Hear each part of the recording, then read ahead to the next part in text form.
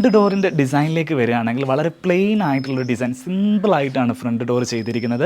ഇതിൽ ഏറ്റവും ആകർഷകമായിട്ടുള്ളത് ഇതിൻ്റെ പുൾ ഹാൻഡിലാണ്. വലിയൊരു ലെങ്തി ആയിട്ടുള്ള പുൾ ഹാൻഡിലാണ് ഈ വീട്ടിന് നൽകിയിട്ടുള്ളത്. ഡബിൾ ഡോർ ആയിട്ടാണ് ഇത് ചെയ്തിട്ടുള്ളത്. മദർ ആൻഡ് സൺ കോമ്പിനേഷനിൽ ഒരു വലിയ ഡോറും ഒരു ചെറിയ ഡോറുമാണ് നൽകിയിരിക്കുന്നത്. സിറ്റ് ഔട്ടിൽ നിന്നും നേരെ കയറി വരുന്നത് ഒരു ഫോയർ സ്പേസിലേക്കാണ്. ഈ ഫോയർ സ്പേസ് നേരെ പോകുന്നത് ഇവിടുത്തെ ഡൈനിങ് ഹാൾ സ്പേസിലേക്കാണ്. നല്ല സ്പേഷ്യസ് ആയിട്ടാണ് ഇതിൻ്റെ ഇൻറ്റീരിയർ സ്പേസ് എല്ലാം പ്ലാൻ ചെയ്തിരിക്കുന്നത്.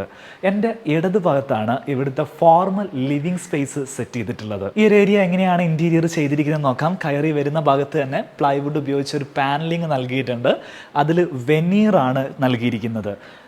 3 ലൈറ്റുകൾ മുകൾ ഭാഗത്ത് നൽകിയിരിക്കുന്നു. അത്യാവശ്യം സ്പേസ് ഉള്ള രീതിയിലാണ് ഫോർമൽ ലിവിംഗ് റൂം സെറ്റ് ചെയ്തിരിക്കുന്നത്.